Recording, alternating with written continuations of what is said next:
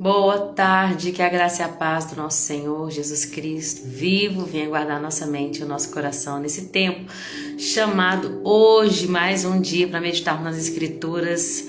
Segundou, para a honra e glória do Senhor, mais uma semana, meu Deus, quantas pessoas tiveram suas vidas interrompidas, né? Porque o Senhor assim permitiu, mas nós estamos aqui com ar nos nossos pulmões. Obrigada, Jesus, pela Tua presença, Senhor. Tua presença é indispensável, Senhor. Nessa semana eu te peço, ó Deus, que nós não façamos as coisas no automático, mas possamos estar, Senhor, debaixo de uma palavra, de uma direção, que o Teu Espírito Santo nos ensine a fazer aquilo que Ele quer que nós façamos, que não seja da nossa maneira, mas segundo a Tua vontade, em nome de Jesus. Sejam bem-vindas, minhas queridas. Sossô, glória a Deus pela sua vida. Vivi, minha amiga do céu. Que honra ter vocês aqui, gente. Deus abençoe, viu? Que seja assim.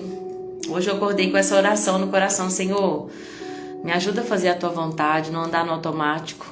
A gente acorda, né? Segunda-feira, já tem tanta coisa pra fazer, gente. Máquina de roupa pra lavar, é dia de colocar lixo pra fora. É dia de organizar as coisas, final de semana a gente fica tão agarrado, né? Bom, pelo menos aqui em casa é assim. E às vezes a gente vai fazendo e não para perguntar pro Senhor o que o Senhor quer de mim essa semana. Que nós possamos ser obedientes, amém? Amém, Soraya, Deus te abençoe também, minha querida. Vamos meditar nas Escrituras? Hoje nós temos muitos capítulos, muito ensinamento, gente. Ai, Senhor, quão preciosa é a Tua lei.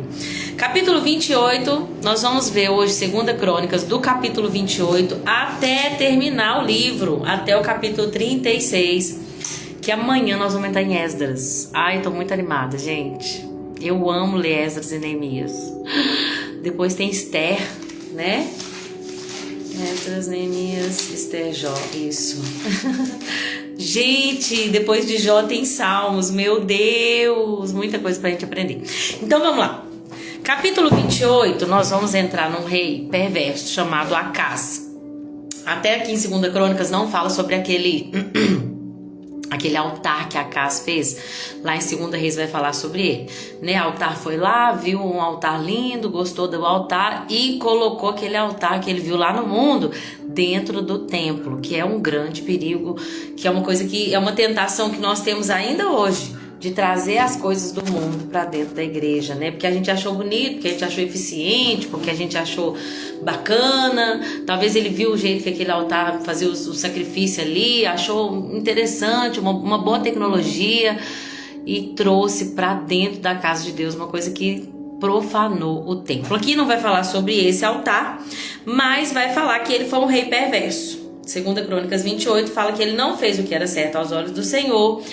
E ele seguiu os exemplos do rei de Israel, lembrando que a gente está falando sobre os reis de Judá, né? Aqui nesse final desse capítulo todo nós vamos falar sobre os reis de Judá.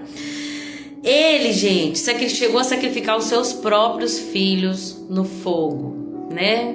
Existia esse Deus, existe até hoje, né? Deus criado por homens, né? Não é um Deus verdadeiro, mas que até hoje tem ali seus súditos, que é o Moloque, um Deus nojento, que, né, claro que governado por uma entidade satânica que quer destruir as crianças. E aí os pais entregam seus filhos como sacrifício, misericórdia. E o Acaz fez essa abominação. Uma coisa que gente, Deus falou tanto comigo nesse capítulo 28, e eu quero muito falar com vocês que Deus falou comigo. Porque o que acontece?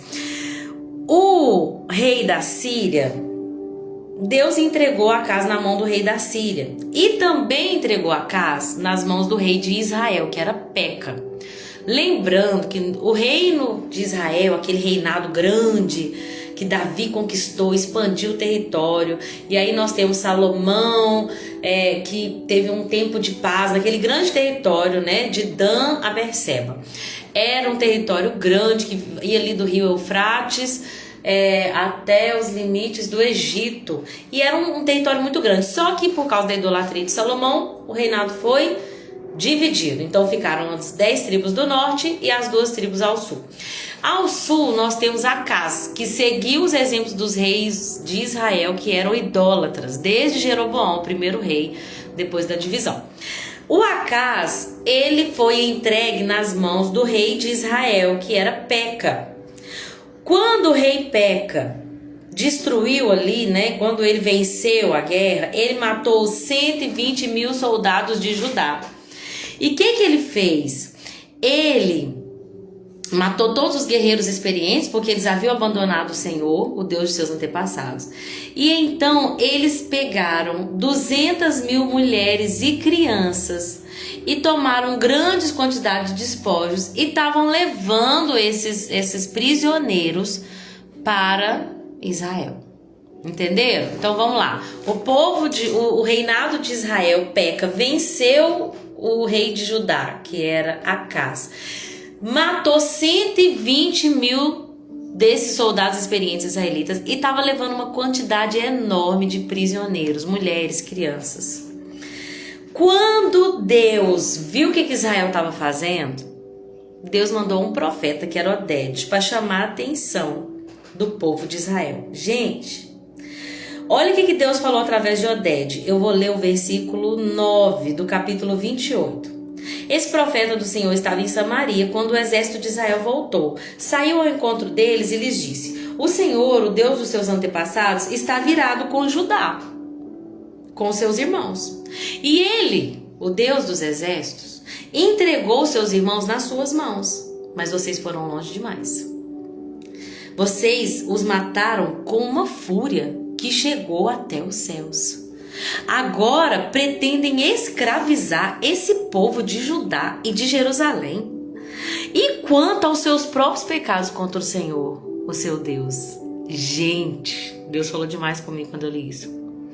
Olha, o povo de Judá estava em pecado. Eles erraram e eu entreguei eles em suas mãos para que vocês o vencessem. Mas parece que vocês esqueceram que vocês também são pecadores? Vocês mataram esses soldados com tamanha fúria, que a fúria que vocês empregaram para destruir os seus irmãos, que estavam errados, mas vocês destruíram seus irmãos, esqueceram dos seus próprios pecados contra o Senhor? Uau! Ouçam-me, mandem de volta esses prisioneiros que vocês capturaram, pois eles são os seus parentes. Tenham cuidado, pois a ira ardente do Senhor se voltou contra vocês. Versículo 13, não tragam os prisioneiros para cá. As pessoas ouviram a palavra do Senhor e os líderes disseram, não tragam eles para cá.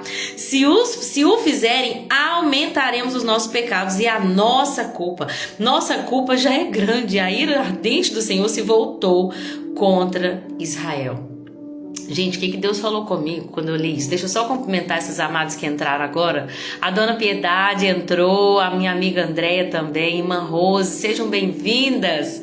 Que Deus abençoe a semana de vocês. Eu comecei aqui falando que o Espírito Santo colocou essa oração no meu coração, para eu perguntar para o Senhor, não me deixa andar de forma automática nessa semana, deixa eu agir de acordo com a tua vontade.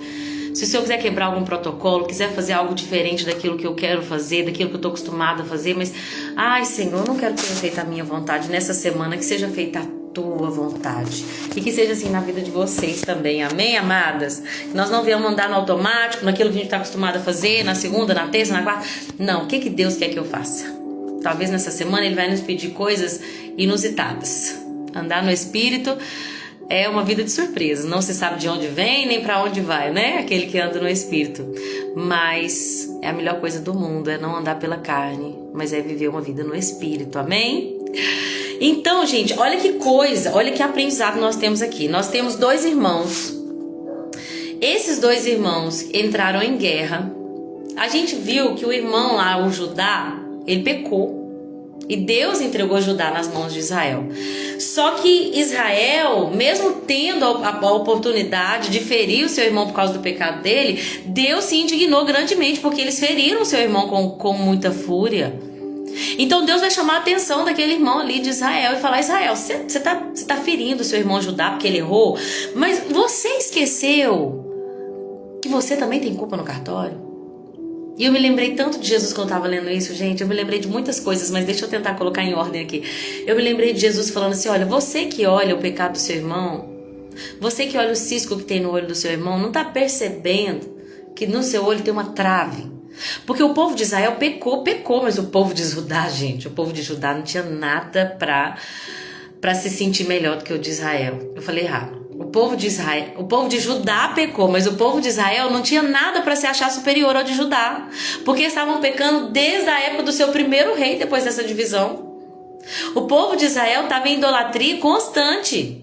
Eles tinham 2 bezerros de ouro, sacerdotes que foram ali inventados pelos reis levantados, que nem vinham da linhagem de Arão. E Jesus está falando assim, olha, você que julga o seu irmão, você que fere o seu irmão porque ele pecou, você está esquecendo dos seus próprios pecados? É por isso que nós falamos tanto na oração do Pai Nosso, né? Até a missionária Viviane pregou sobre isso, de maneira maravilhosa, sobre o perdão. Como que, à medida que Deus está falando conosco na oração do Pai Nosso, vocês vão ser perdoados na mesma medida que vocês perdoam. Então, como a gente tem tratado o nosso irmão que peca? Como nós temos tratado o pecado do nosso irmão? Será que nós temos... Jesus falou assim, olha, com a medida com que você medir, você também vai ser medido. Será que nós temos medido as pessoas com misericórdia? Ou será que nós apontamos e julgamos, e não apenas julgamos, condenamos as pessoas? Meu Deus! Olha que coisa mais linda. Sabe quem que eu me lembrei também? Eu me lembrei de lá de Lucas 15, que vai falar sobre o filho pródigo. Eram 2 irmãos, vocês lembram? Tinha o irmão mais novo e tinha o irmão mais velho. O irmão mais novo tinha pecado gravemente, pediu a herança antes do pai dele morrer. Me dá parte da herança que eu quero curtir minha vida.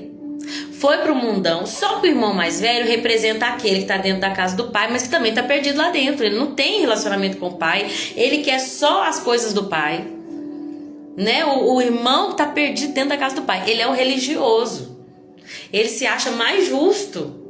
Só que ele mesmo não tem acesso à mesa com o pai, porque ele exige do pai. Peraí, pai. Deixa eu falar dessa história, né? Antes de eu chegar no final. Aquele irmão mais novo, ele foi e ele errou. E ele foi punido pelo pecado dele. Não punido, não vou falar assim punido, como se Deus nos punisse. Ele recebeu a consequência das suas más escolhas, porque nós escolhemos aquilo que nós plantamos. Quando esse filho volta, o pai recebe ele de braços abertos. O que o pai faz, gente? Eu até deixei aqui em Lucas 15. Olha o que o pai faz. Tragam a melhor roupa e vistam nele. Colocam um anel no seu dedo, calçado nos seus pés. Tragam um novilho gordo e matem-no. Vamos fazer uma festa e nos alegrar, pois esse meu filho estava morto e voltou à vida. Estava perdido e foi achado. E então festejaram. Mas o religioso, que é aquele irmão mais velho, que acha que pelo tempo dele de casa, pelo serviço dele, que ele merece mais do que as outras pessoas, ele acha que ele é mais santo que as outras pessoas. Ele espera do pai apenas as recompensas, ele não o relacionamento. Porque uma pessoa que tem relacionamento com Deus, ela espera que as outras pessoas também tenham. Ela desfruta de uma mesa que ela não disputa essa mesa. Ela desfruta a mesa, mas ela não disputa a mesa. Meu Deus, eu tenho que escrever isso. Porque não tem competição. Ela sabe que na mesa tem lugar para todos os filhos. Então, se eu sento à mesa com o pai, se eu desfruto da presença dele, eu não exijo bênçãos dele, porque ele é a maior bênção. Mas o filho mais velho, ele ficou com tanta raiva que ele falou assim,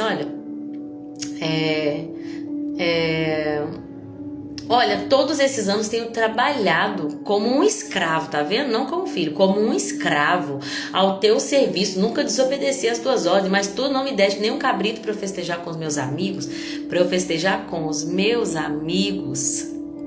Talvez esse homem não teve a coragem do irmão, mas tudo que ele queria era usar as bênçãos do pai para fazer suas próprias vontades. Mas quando volta para casa, teu filho, olha, ele nem chamou o irmão dele de irmão. Ele falou assim, agora esse teu filho volta, que esbanjou os teus bens. Tá vendo que não é nosso mais? Não é meu irmão, não é os nossos bens. Esbanjou os teus bens com as prostitutas. Aí o senhor faz isso para ele? E aí o pai fala pro filho, filho, você tá sempre comigo, tudo que eu tenho é teu. Minha graça te basta. Por que você tá assim? Eu sou o teu pastor, você não tem falta de nada. Mas nós tínhamos que celebrar a volta desse irmão, porque ele estava morto e voltou à vida, estava perdido e foi achado. Presta atenção, gente, quando o profeta chamou a atenção do povo de Israel, que havia matado 120 mil ali, soldados, que estavam levando 200 mil prisioneiros, olha o que eles fazem. Eles se arrependem de ter levado aqueles prisioneiros. Eles ouvem a palavra de Deus e falam assim, olha, nós não vamos querer esses despojos, né? Que é o resultado ali da batalha, tipo assim, é como se fosse aquilo que eles ganharam ali, o triunfo que eles ganharam ali, né? A recompensa, a vitória. Eles pegam aqueles despojos, colocam diante desses 4 homens que foram mencionados aqui, dos líderes. Olha o que eles fazem. Primeiro, eles dão roupas dos despojos aos presos que estavam nus. E o pai, ele veste os filhos, ele veste o filho, né? Meu Deus, muito forte isso, gente. Ele fala, tragam a melhor roupa e vistam nele. Eles pegam dos despojos que eles iam pegar para si mesmos e vestem os que estavam nus. Eles vestem e dão também sandálias para eles. O pai deu um anel para o dedo do filho e calçou os seus pés. E aí, eles deram sandálias e providenciaram comida e bebida. O pai matou um novilho gordo e matou. E pediu o novilho gordo e sacrificou, né? E fez uma festa. E eles aplicaram bálsamo sobre os seus ferimentos. Puseram sobre os jumentos aqueles que estavam fracos e levaram todos os seus prisioneiros de volta para o seu povo em Jericó. Vocês estão entendendo, gente? Que é isso que Deus espera de nós? Oi, Vanilda, boa tarde, minha querida sogra, gente. Foi uma bênção estar ontem lá em família. Glória a Deus por essa família, essa segunda família que se tornou uma só família, na verdade. Vanilda é como uma mãe pra mim. Louva a Deus, viu? Que bênção, foi bênção lá ontem. Gente, que coisa linda. Sabe, muitos irmãos nossos estão colhendo as consequências dos seus atos, das suas más escolhas. E o que Deus espera de nós não é que a gente possa agora eu vou falar, eu avisei. Porque você tá vendo o tanto que Deus está me honrando agora? Você tá vendo como que Deus está me dando, né? A chance de me vingar daquela época que você... Não é isso que Deus espera de nós. Deus espera que nós perdoemos. Se for necessário, que a gente vista com os despojos que nós poderíamos pegar para nós mesmos. Vista ele. Coloca uma sandália nos pés dele. Coloca bálsamo em suas feridas. Dá comida, dá bebida. E eu me lembrei também da história do bom samaritano. É muito louco, né, gente? A Bíblia... Louco, eu falo louco com a maior... Deus sabe, com a maior reverência do meu coração. É muito doido. Gente, as coisas espirituais, elas são incríveis, elas são maravilhosas. Eu me lembrei do bom samaritano.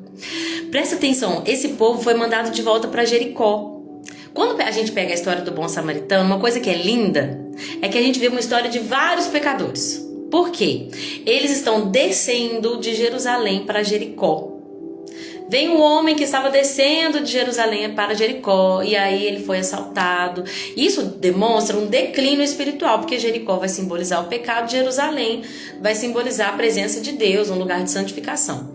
Então aquele homem descendo para Jericó, ele foi assaltado, foi espancado, estava ali quase morto. E então tem outras pessoas que também estão descendo, que é o sacerdote e o levita. Embora eles tenham títulos, embora eles tenham cargos, embora eles tenham funções e tarefas no templo, eles estão em decadência espiritual, estão descendo também, tanto o sacerdote quanto o levita. Eles não são capazes de enxergar que eles também estão descendo para poder ajudar aquele que foi pego ali nos seus pecados, na consequência dos seus pecados. Mas existe um que na história de Jesus é citado como um samaritano. Lembra que os judeus não se dão com os samaritanos. Esse samaritano, de quem ninguém espera nada e que não fala, Edmundo falou sobre isso, eu até falei em outra live também, não fala a origem dele, não fala se ele está descendo ou se ele está subindo, fala que vem um samaritano, ou seja, ele não tem origem. Simboliza o nosso Senhor Jesus. Ele não tem origem, vem da ordem de Melquisedeque, que não tem genealogia. Ele vem... E o que ele faz? Deixa eu abrir aqui, que eu deixei aqui também, Lucas 10. Um samaritano, estando de viagem, chegou onde se encontrava o homem e quando o viu, teve piedade dele. Aproximou-se, enfaixou-lhe a ferida, derramando nela vinho e óleo. as feridas. Depois colocou sobre o seu próprio animal. Olha só, gente, aqui fala que colocou os mais fracos em jumentos. Levou para uma hospedaria e cuidou dele. No dia seguinte deu 2 denários ao hospedeiro e disse: cuide dele, quando eu voltar, pagarei as despesas que você tiver. Meu Deus, Jesus é esse bom samaritano que fala assim: olha, eu vou cuidar, eu vou pagar. Mas ele não merece, ele estava descendo. Jesus, deixa eu te falar, isso aí, ele está pagando o pecado dele. Jesus, deixa eu te explicar, porque às vezes você não conhece ele, deixa eu te falar, esse homem não merece. Ele está pagando pelas más escolhas, que lá atrás a gente falou: olha, não faz isso não. Pensa bem o que você está fazendo. Olha, tal. Jesus falou assim: não importa o que ele fez. Tive piedade dele. E vou pagar para que as suas feridas sejam curadas. É assim que Jesus nos olha. É assim que Jesus pensou. É isso que ele fez por mim e por você quando ele morreu naquela cruz. Nós estávamos em decadência espiritual desde a queda da humanidade. Mas ele falou: olha, tá aqui. Eu acho até lindo, né? Ele dá 2 denários, em alguns estudos vai falar que esses 2 denários pode simbolizar esse tempo até a volta de Jesus, ou até mesmo os 2 dias que ele ficou ali na cruz, mas no 3º dia ele voltou e falou: olha, quando eu voltar eu vou pagar todas as despesas que você tiver. Jesus Cristo cura. Que amor é esse, né, Deia? Que amor é esse? Nós não merecemos, mas ele nos cura e ele espera que nós façamos o mesmo para os nossos irmãos. Meu Deus, essa história é poderosa. Continue meditando nesse capítulo 28, gente. E aí, esse acaso, ele é tão ordinário, gente, que mesmo, eu acho até interessante, olha o que fala assim, ó: mesmo nesse tempo de grande dificuldade, o rei foi ainda mais infiel ao Senhor.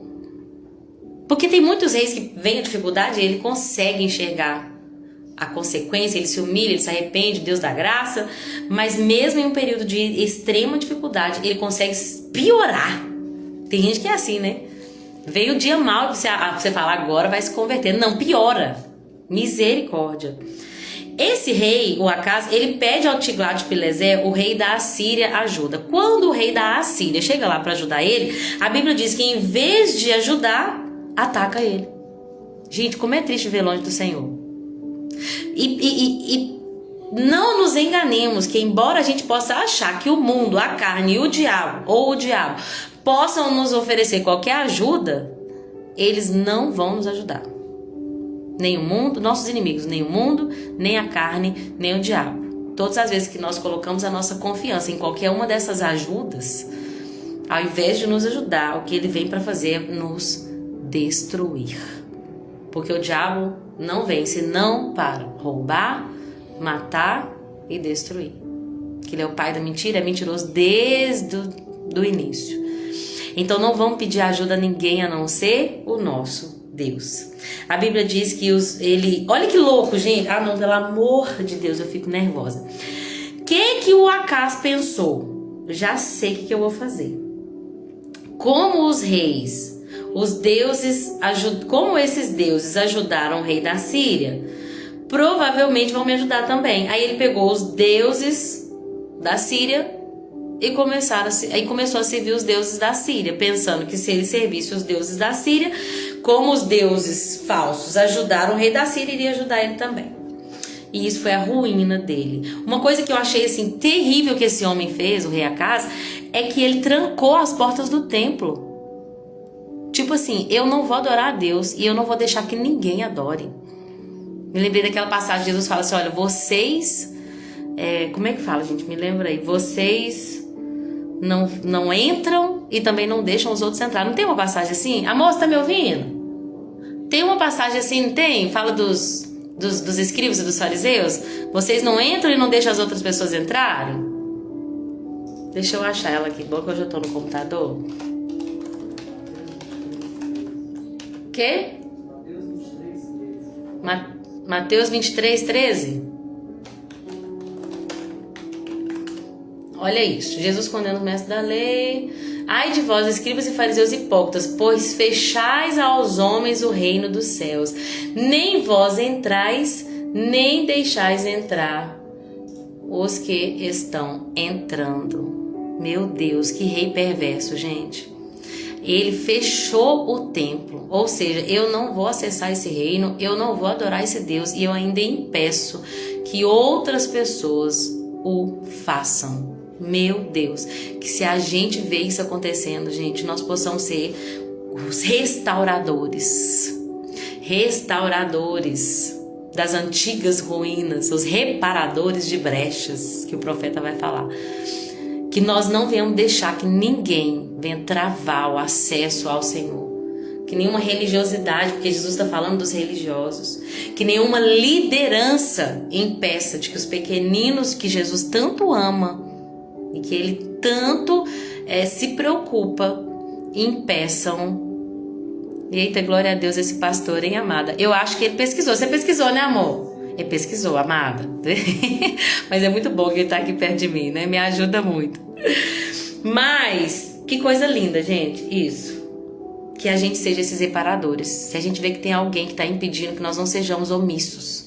Possamos lutar para que os escândalos não impeçam, que esses pequeninos não sejam destruídos, que todos acessem a sala do trono. Eu sei que não é por meio de nós, mas muitas das vezes nós vamos ser aqueles que vão ter que virar umas mesas, tá? Foca nisso aí. Às vezes a gente vai ter que virar umas mesas como Jesus. E aí entra uma história que pra mim mexe muito comigo, capítulo 29, e eu fiquei 30 minutos, amor, em um capítulo. Eu tenho 9 capítulos pra falar. Vai dar certo, não vai? Eu sei que vai. Capítulo 29 vai falar de Ezequias. Ezequias teve um pai que não foi modelo. Não teve um pai modelo, não teve um exemplo para ele. A Bíblia diz assim, nessa versão aqui do capítulo da NVT, fala que ele fez o que era certo aos olhos do Senhor, como o seu antepassado Davi. Mas eu já li em versões que vão falar que ele seguiu o exemplo do seu pai, Davi. Presta atenção. Muitas das vezes nós não vamos ter referências próximas, mas Deus deixou pessoas, não apenas na Bíblia, mas reformadores, né? Nós falamos sobre a história da igreja no sábado, e como é bom falar desses grandes homens de Deus, do Wycliffe, do Wesley, do John, do Hus, do Calvino, sim, de tantos homens que fizeram, que deixaram um legado, e tantos que estão na Bíblia, o próprio Ezequias.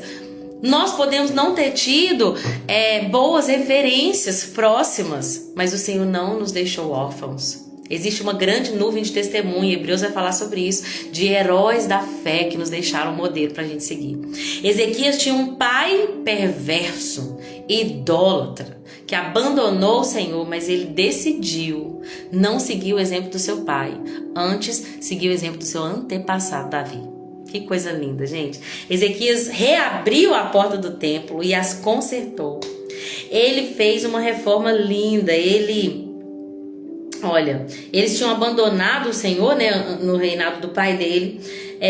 Tinham fechado as portas da entrada do templo, tinham apagado as lâmpadas e tinham deixado de queimar incenso e apresentar o holocausto. Então Ezequias veio e reformou tudo isso. Pegou os sacerdotes, os levitas, colocou cada um em seu lugar. Ele fez uma renovação de aliança. Eu achei lindo porque a Bíblia diz, versículo 16 do capítulo 29, que os sacerdotes foram até o interior do templo para purificá-lo e trouxeram para fora, no pátio, todas as coisas impuras que encontraram. Olha que restauração. Abriu a porta, e é assim que acontece na nossa vida. Muitas vezes nossa porta está fechada. Por isso Jesus fala assim, olha, eis que estou à porta e bato. Se você abrir, entrarei e cearei contigo. Você, né? Como é que fala, gente? É o Apocalipse. Eis que estou à porta e bato. Se abrir a porta... Deixa eu abrir aqui Apocalipse 3:20. Se alguém ouvir a minha voz e abrir a porta, entrarei em sua casa e com ele cearei, e ele comigo. Então o Senhor, a porta está trancada.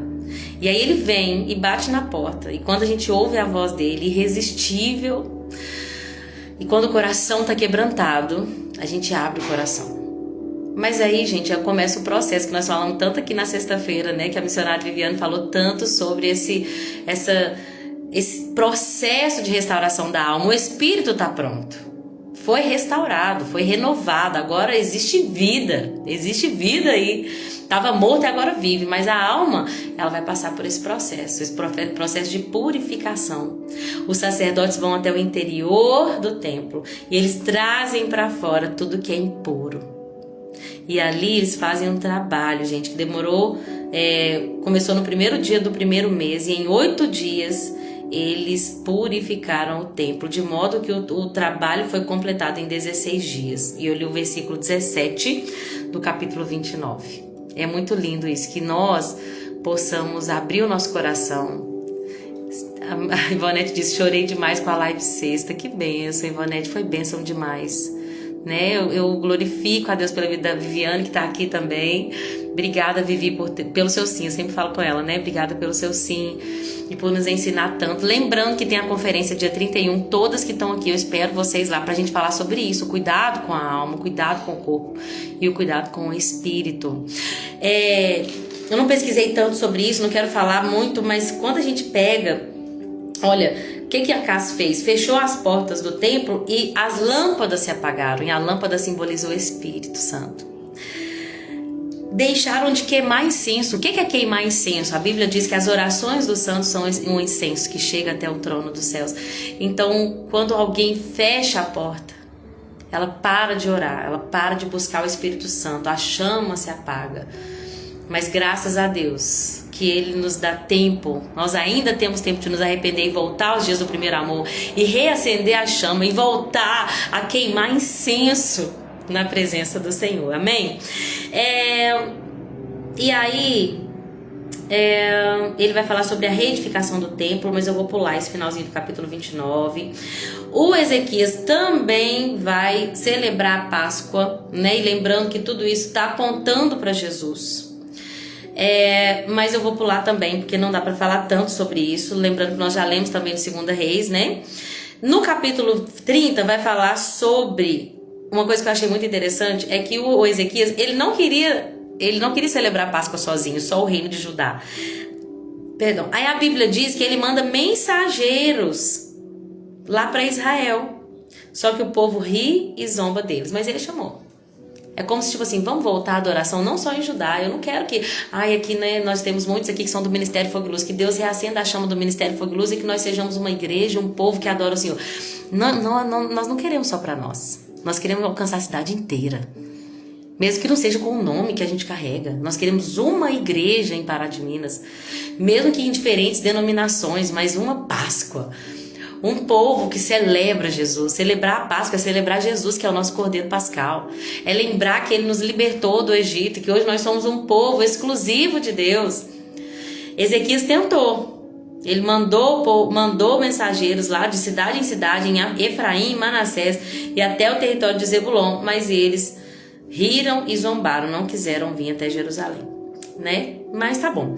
Ao mesmo tempo, a mão de Deus estava sobre o povo da terra de Judá, dando-lhes um só coração, para obedecer às ordens do rei e seus oficiais, conforme a palavra do Senhor. Tá, vou passar essa parte. Deus ouviu a oração deles, porque o rei Ezequias teve que fugir do protocolo ali. E às vezes a gente tem que fugir do protocolo, mas tem que ser tudo debaixo de uma direção de Deus, né? Capítulo 31 fala das reformas religiosas do que o Ezequias promoveu. Uma coisa que Ezequias fez vamos separar os sacerdotes. Vamos cuidar deles, para que eles possam viver de maneira exclusiva. Né? Eu tenho falado tanto sobre isso. Sempre que eu leio isso, eu vi que a André postou no grupo de leitura também, né, amada? Ai, gente, a gente precisa entender que nós precisamos, muitas pessoas, né? Deus chamou pessoas para estar em várias esferas. Tem pessoas que vão estar na educação, na saúde, tem empreendedores, empresários que precisam estar ali, né? Tem CEOs, nós sabemos que Deus quer usar mulheres em vários lugares também, mas existem pessoas que Deus está chamando para estarem exclusivo para isso, de maneira exclusiva. Olha, o povo de Jerusalém trouxe parte dos seus bens para os sacerdotes e levitas, né, que eram aqueles que Deus havia ordenado na antiga aliança que servissem a ele de maneira exclusiva, a fim de que eles pudessem se dedicar inteiramente à lei do Senhor. Eu sei que não são todos, mas como eu me aplico nessa história aí, eu acabo mexendo comigo, né? Pessoas que vão viver de maneira exclusiva. E é difícil para a sociedade de hoje, que fala assim: Lorena, o que é isso? Não faz sentido, minha filha. Vai pro mercado de trabalho, vai ganhar dinheiro, vai ter um bom carro, minha filha, vai comprar uma boa casa, vai viajar com a sua família para longe, vai fazer suas coisas, vai ganhar o seu dinheiro, minha filha. E aí Deus fala comigo: filha, a sua herança sou eu. Que a Bíblia diz que para os levitas a herança deles era o Senhor. Eu sou a sua herança. Então o que você vai ter vai ser o que eu vou dar. E eu tô falando isso aqui porque eu sei que não é pra maioria que tá aqui o que Deus falou, mas quando você vê alguém que Deus chamou para estar nesse lugar de dependência e de dedicação integral ao ministério, não julgue. Embora para nossa sociedade capitalista seja difícil de entender, mas Deus chamou alguns para estarem de maneira exclusiva. E a André tá chorando ali, né, Déia? Deus chamou alguns. E a gente precisa apoiar essas pessoas, apoiar em oração, orar para que o Senhor envie toda a provisão, né? E orar para que o Senhor faça na vida dele, na vida da família dessas pessoas. Ore por esses que Deus levantou, porque não é fácil, gente, não é fácil, mas é bom demais. O Senhor é a nossa herança. E aí, Ezequias buscou a Deus de todo o coração e como resultado foi muito bem sucedido. Quando eu li isso aqui ontem, gente, eu comecei a declarar isso. Porque a gente lê a Bíblia e acha que as promessas vão vir de forma automática. Eu falo muito sobre isso, que eu aprendi isso há poucos meses. Promessas não vêm de forma automática, nós temos que declarar, tomar posse. Eu comecei a falar: Senhor, eu tenho te buscar de todo o meu coração. Se eu não tenho buscado, o Senhor me leva a esse caminho. Se eu não tenho buscado o Senhor de todo o meu coração, então o Senhor que sonda o meu coração e me conhece, vê se há em mim um caminho mau, me leva a esse lugar. Aonde, como Josias, como Ezequias, como Asa, como Davi, eu quero te buscar de todo o meu coração. E aí eu comecei a declarar: Senhor, se eu tenho te buscar de todo o coração, então que eu seja bem sucedido em tudo que eu realizar. E comecei a declarar, porque nós precisamos declarar. Ezequias buscou a Deus de todo o coração e foi muito bem sucedido em tudo que ele realizou. É claro que ser bem sucedido não significa que nós vamos nos tornar milionários. Lembrem-se que ser bem sucedido e ser próspero não tem a ver com a quantidade daquilo que você tem de bens, mas tem a ver com o que não te falta. A prosperidade não é o que você tem, é o que não falta. E no Senhor nada nos falta, né? E aí, infelizmente, no final 32 vai falar sobre Senaqueribe, né? A Bíblia diz que o Senaqueribe tentou ali invadir Judá, que era o rei da Assíria. Mas, olha que lindo, o que Ezequias fala. Gente, esse versículo é muito lindo. Capítulo 32, versículo 8. Ezequias, deixa eu ler o 7. Ezequias vai lá, vai encorajar, gente, todo o povo. Ele vai falar assim: olha, o rei: sejam fortes e corajosos, não tenham medo nem desanimem por causa do rei da Assíria e do seu exército poderoso, pois um poder muito maior está do nosso lado. Ele, o rei da Síria, tem um grande exército, mas são apenas homens. Nós, porém, temos o Senhor, nosso Deus, para nos ajudar e lutar as nossas batalhas. E essas palavras de Ezequias deram grande ânimo para todo o povo. A Bíblia diz que o Senaqueribe continua tentando, envia cartas insultando o Senhor. Aquilo que eu falei, aquelas mentiras que ele vai falar lá nos muros, né? Os representantes dele vai falar lá nos muros, como o nosso inimigo mente também. Vocês acham que Deus vai livrar vocês? Não vai. A gente está aqui até amando de Deus. Deus está conosco, já vencemos muita coisa, vão vencer vocês também. Mentira, o diabo é um mentiroso. Eu acho lindo que fala aqui, ó, o rei Ezequias, o profeta Isaías, que é o filho de Amós, oraram e clamaram aos céus. O rei e o profeta clamam a Deus.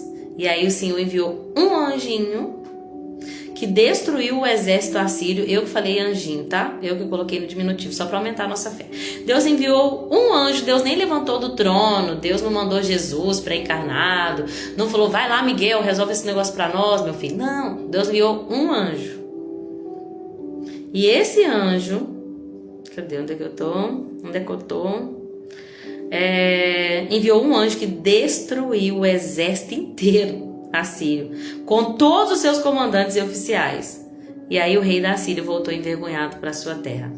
Lembrei daquela música. Porém um anzol no seu nariz e um freio na sua boca, e o farei voltar por onde veio, e contra ti nenhuma flecha atirará. Essa história é muito importante para nós, sabe por quê? Ela fala sobre, na Bíblia fala sobre ela lá em 2 Reis, fala em 2 Crônicas, e o Isaías fala sobre ela também. Então Deus quer que nós saibamos disso, porque quando Deus repete é que Ele está dando ênfase. O inimigo vem e ele tenta laços e embaraços para nos envergonhar. Mas se nós permanecermos fiéis, ele não vai voltar para trás envergonhado, com um anzol no seu nariz, não vai lançar uma flecha contra a nossa vida e contra a nossa família. Depois daquela ocasião, Ezequias se tornou tão respeitado que as pessoas davam ofertas para o Senhor e presentes para o rei. Davam ofertas para o Senhor e presentes para o rei. Aí o Ezequias ficou doente, mas Deus, ele orou e Deus deu um sinal miraculoso. Aqui fala só isso, né? Não fala tão claro tudo que aconteceu, como em 2 Reis. Mas, infelizmente, Ezequias não correspondeu como devia à bondade com que foi tratado e ficou orgulhoso. Gente, eu tenho tanto medo do orgulho. Meu Deus, não nos deixe cair nesse pecado, Senhor. Ezequias era rico e respeitado, mas por causa do seu orgulho, Deus lhe deu uma sentença, né? Ezequias foi bem-sucedido em tudo que fez. Não, deixa eu ler esse último capítulo, esse último versículo do capítulo 32 aqui, gente. Olha isso. Quando chegaram os representantes da Babilônia para perguntar sobre os acontecimentos extraordinários ocorridos na terra, Deus se afastou de Ezequias para testá-lo e para ver o que havia de fato em seu coração. Deus se afastou de Ezequias para testá-lo e para ver o que havia de fato em seu coração. Muitas das vezes parece que Deus está longe, né? Sabe aquela sensação de Deus não responde, você não sente a presença dele como antes? Parece que o céu está de bronze, parece que o que está acontecendo? Estava tudo bem, eu estava sentindo a presença, Deus estava comigo, eu senti que ele estava comigo, de repente parece que estou sozinha. Parece que Deus me abandonou. Às vezes o professor ele vai ficar calado, né? Para quê? Para a gente passar pelo teste, né? Na hora do teste o professor ele tá lá, mas ele não tá perto te dando as respostas, te entregando ali de graça tudo que você precisa, porque na hora do teste é onde você vai provar o que de fato está no teu coração. E a gente tem essa sensação que Deus está longe, mas Ele está nos testando. O coração do homem se corrompe muito fácil, é verdade, ideia. Ezequias foi um grande rei, buscou a Deus de todo o coração, tanto que no tempo da vida dele, Deus poupou de trazer qualquer consequência, de trazer de trazer ruína, de ter que lutar contra o inimigo. Deus poupou porque ele buscou a Deus de todo o coração, mas por um momento Deus se afastou para testá-lo e infelizmente ele não foi aprovado, porque o orgulho, né? A Bíblia diz que o Merodach Baladã, que foi lá na época de Ezequias, não foi? Merodach Baladã chega lá e fala assim: deixa eu conhecer sua casa. E ele fala: vem ver como é que eu sou rico, como é que eu sou próspero. Olha esse templo, olha essas coisas aqui, olha ali, meu. Isso aqui é de ouro, isso aqui é de prata, isso aqui é de bronze, isso aqui foi de quando eu venci o rei e tal, isso aqui mostrou tudo, com orgulho. E aí Deus falou: tudo que você mostrou para esse rei da Babilônia, para esse que vem da Babilônia, vai para a Babilônia, por causa do seu orgulho. E aí, outra coisa que o Ezequias não fez foi cuidar da casa dele, né? Como a gente lê em 2 Reis, que ele deveria ter cuidado da sua casa, mas ele não fez. Por quê? Porque Deus deu 15 anos a mais para Ezequias, mas depois desses 15 anos que Manassés nasceu, porque Manassés começou a reinar com 12 anos. Então era para Ezequias ter colocado a casa dele em ordem, ter cuidado dos seus filhos, ter se posicionado como um pai, como um rei, como um sacerdote do lar. Só que ele não se posicionou, ele não se preocupou com a próxima geração e nasceu o rei mais perverso que Judá já teve, que foi o Manassés. Manassés foi o pior rei de Judá. Ele derramou tanto sangue inocente que nós vamos ver Deus falando: olha, até para Josias, lá na frente, olha, Josias, infelizmente Manassés derramou tanto sangue que a ira do Senhor vai vir. Não vai vir no seu reinado porque você se humilhou. Mas tudo que Manassés fez, a consequência vai vir. Depois de várias gerações, né? Quão grave foi o que Manassés fez. A Bíblia diz que ele fez o que era mau aos olhos do Senhor, reconstruiu os santuários idólatras que o pai dele, Ezequias, tinha destruído. Ele chegou até... Olha aqui, gente, deixa eu ler algumas coisas. Construiu altares para Baal, para Azerá, se curvou diante dos astros do céu, construiu altares idólatras no templo do Senhor, sacrificou seus filhos no fogo, por Deus nojento Moloque, praticou feitiçaria, adivinhação, magia, consultou médico, praticando de ocultismo. Chegou a fazer uma imagem esculpida e colocou no templo. Olha que profanação. E aí, a Bíblia diz aqui que as coisas que Manassés fez e que levou o povo de Judá a fazer foi pior do que o que o povo estrangeiro fazia. Se os estrangeiros já eram idólatras e já eram pecaminosos, o que o povo de Judá fez foi ainda pior. Meu Deus.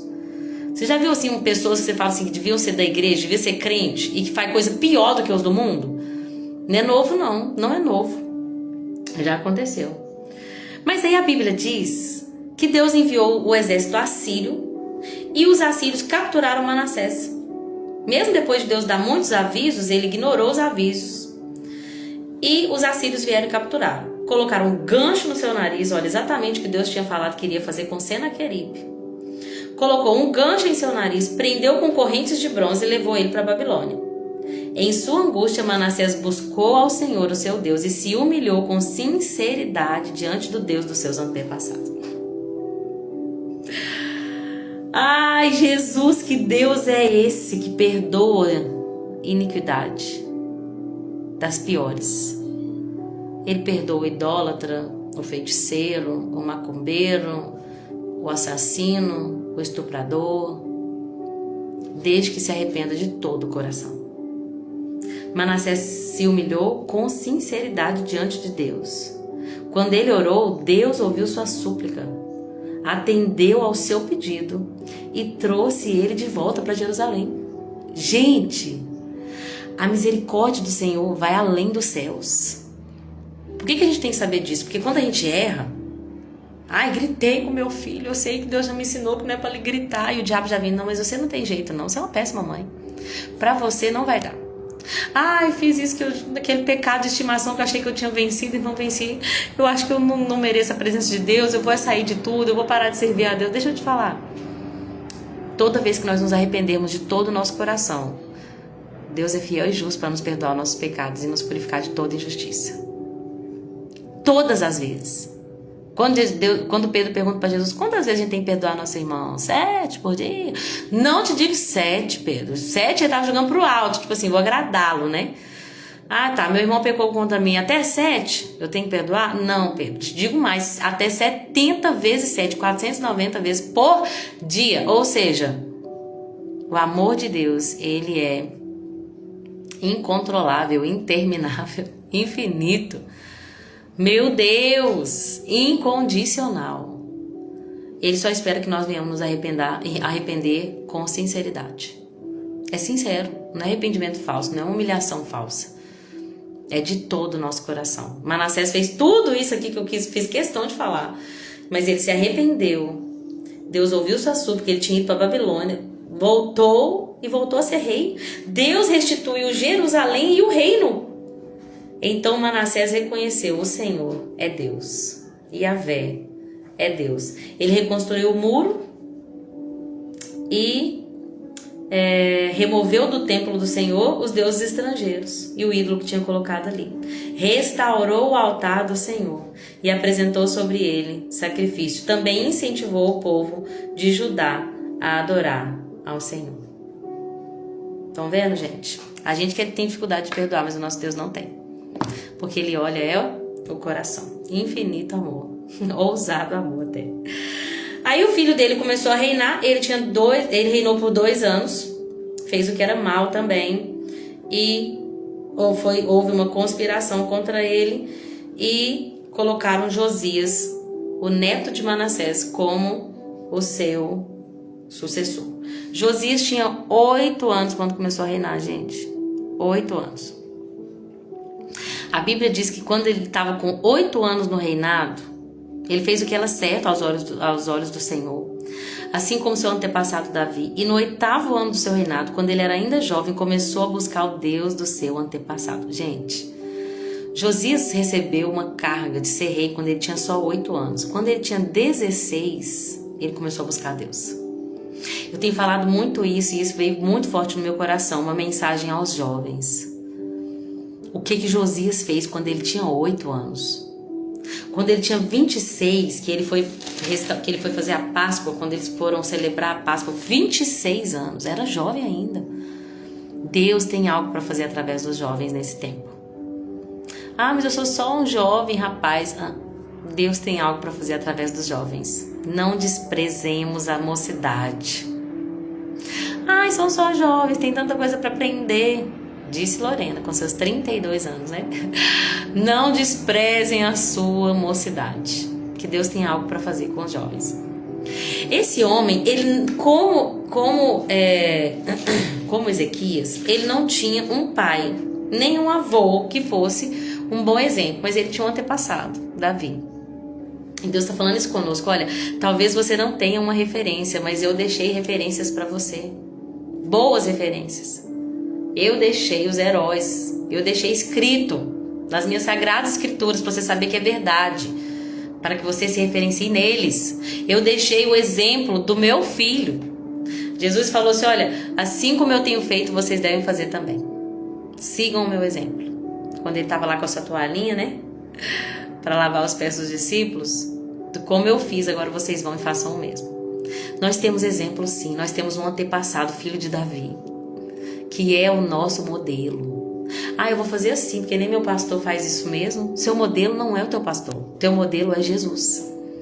Ah, vamos baixar um pouquinho aqui a régua, porque aqui na minha igreja todo mundo faz isso. Deixa eu te falar, a nossa regra de medir não são os nossos irmãos que estão do nosso lado. O nosso alvo é Cristo.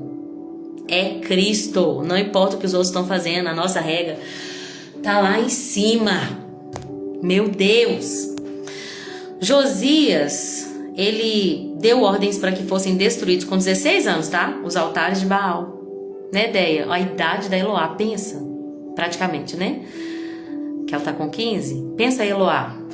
Agora nós vamos destituir a idolatria nesse reino.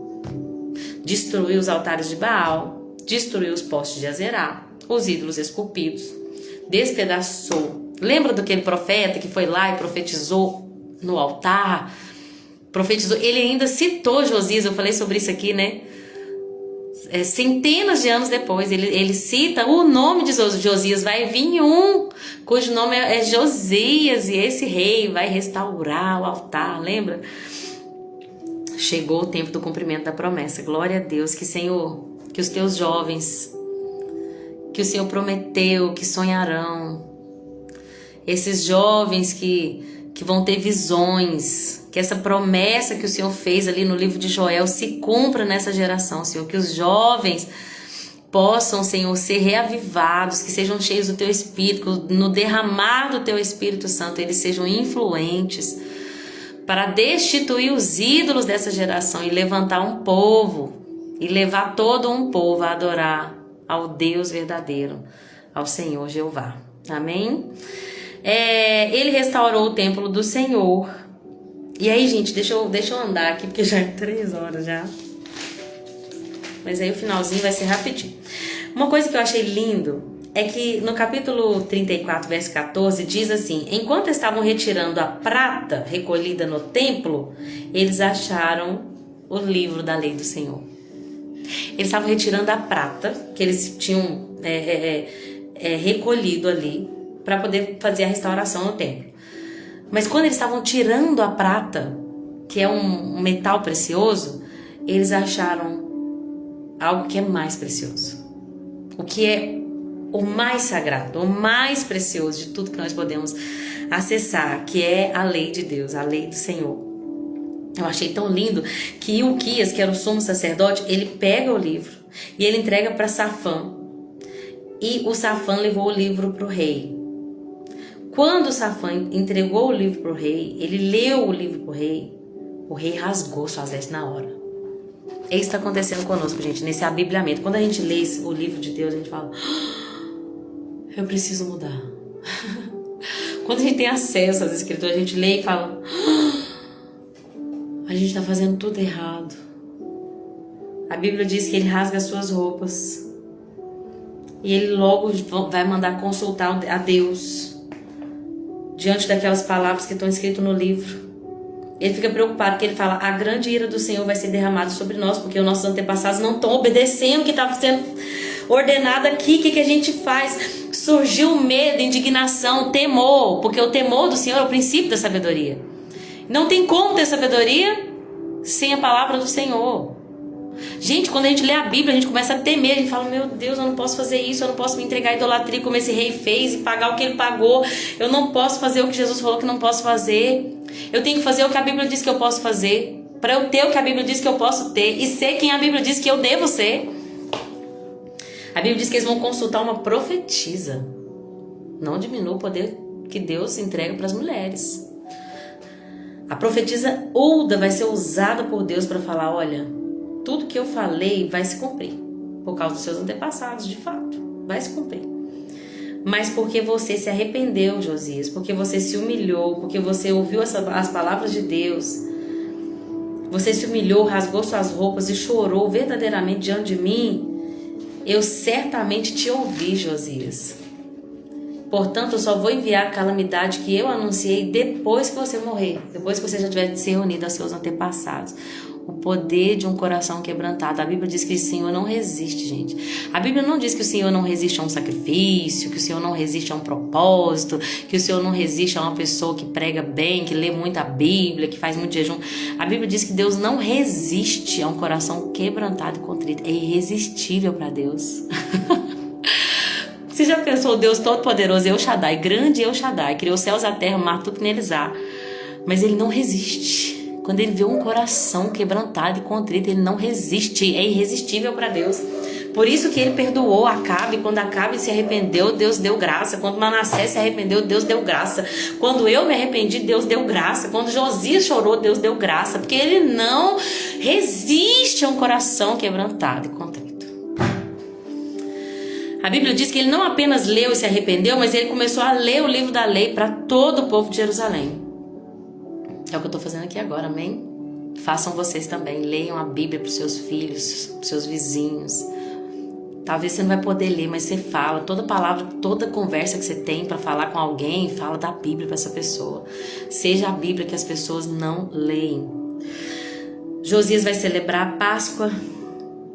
Uma coisa triste sobre a vida de Josias é que no final da vida dele, ele entra numa batalha contra alguém que estava guerreando, uma guerra de Deus. Eu sempre falo sobre isso, né? O rei Neco, que era rei do Egito, se levantou, levou seu exército para junto do rio Eufrates, ali Josias foi para lutar contra ele. E aí o rei Neco fala a verdade, ele fala assim, o que você quer comigo? Eu estou a caminho da batalha contra outra nação e foi Deus que me mandou vir aqui. Não interfira com Deus que está comigo ou ele te destruirá. Josias não deu atenção àquilo que Neco falou, embora ele tenha falado de fato a verdade. O que ele estava fazendo ali era a ordem de Deus. Ele lutou contra uma pessoa que estava lutando uma guerra de Deus. Por causa disso ele morreu. Então no final da vida dele ele tomou uma péssima decisão que o levou à morte. Deus sempre fala comigo, olha, tem guerras que não são para você lutar, minha filha. Minha filha, tem guerras que não são suas. Tem coisas que eu estou fazendo, sou eu que estou fazendo. A gente precisa ter esse discernimento, gente. O crente, ele tem que andar todos os dias em um lugar de sensibilidade à voz do Espírito para saber qual é a guerra que nós temos que lutar e qual que é a guerra que a gente tem que deixar Deus lutar. Nós falamos sobre o filho pródigo, né? Tem aquela frase, uma frase que eu acho bem interessante, que não é bíblica, mas que alguém um dia disse, que se o filho pródigo recebesse uma ajuda de uma cesta básica, ele nunca iria voltar para a casa do pai e comer na mesa do pai, do banquete do pai, do novilho do pai, da sandália que o pai deu, do anel que o pai deu, da roupa que o pai deu. Se alguém tivesse dado ali uma ajudinha para ele no momento que Deus estava lutando ali para alcançá-lo. Então presta atenção, tem guerras que é Deus que está travando contra não, na vida de outras pessoas. E a gente tem que tomar muito cuidado para não entrar no meio dessa guerra e lutar contra aquilo que Deus está fazendo. E eu espero que vocês estejam me entendendo. Ah, agora quer dizer que eu não vou ajudar ninguém, porque vai que é Deus que está tratando com a pessoa. Não, por isso que os nossos ouvidos têm que estar sensíveis. Porque lembra lá atrás que o Israel, o irmão que estava por cima, precisava ajudar o irmão que naquela ocasião estava por baixo, que Deus havia entregado na mão dele? Porque ambos eram pecadores. Então, e naquele momento ele teve que ajudar, mesmo o outro estando em pecado. Quem tem ouvidos para ouvir, ouça o que o Espírito diz à igreja. Tem guerras que é pra gente lutar e guerras que a gente não precisa lutar. Então que a gente seja sábio, amém? Aqui fala a primeira vez no livro de Crônicas sobre o profeta Jeremias, que é coisa linda, né? Vai falar sobre esse Jeremias, que quando a gente estiver lá eu vou chorar muito nas lives, porque a vida de Jeremias toca muito no meu coração. O profeta Jeremias compôs até cântico fúnebre para Josias, porque Josias foi um grande rei, né? Depois de Josias, até li isso, um comentário aqui, não lembro de quem, falando que Josias foi o último rei ali da dinastia. Tô vendo aqui a conversa das irmãs falando sobre isso ontem, né, irmã Rose? Glória a Deus. O Espírito Santo, né, que conduz todas as coisas. O Josias acabou sendo o último rei da dinastia de Davi. Embora nós sabemos que a dinastia de Davi reina para sempre, mas através do reinado de Cristo, que é filho de Davi, né? Mas depois de Josias veio aquela confusão, porque aí o rei do Egito já governava sobre, depois Babilônia, né? Exílio. Para poder terminar, gente, o que acontece é que aquilo que Deus falou através do profeta Jeremias se cumpriu. A terra teve seu descanso sabático de 70 anos. Lembrem-se que lá em Deuteronômio Deus falou, olha, a terra tem que descansar, no 7º ano não plantem, não cultivem, não precisa se preocupar, porque eu vou dar o que vocês precisam no 8º, no 9º ano, vocês vão ter tudo que vocês precisam, mas no 7º ano deixa a terra descansar. O povo de Deus não fez isso durante 490 anos que eles estiveram ali em Israel, e aí por causa de não terem dado o descanso da terra, Deus remove eles da terra. E agora a terra tem seu descanso sabático de 70 anos. Cada ano que o povo de Deus não obedeceu ao que Deus ordenou, a terra pôde descansar, assim como o profeta Jeremias tinha profetizado. Eles ficaram 70 anos na Babilônia, até que Deus levantou o libertador, que é o Ciro. Meu Deus, que é outro que Isaías profetizou séculos antes do seu nascimento. Nós vamos falar mais sobre isso lá no livro de Isaías.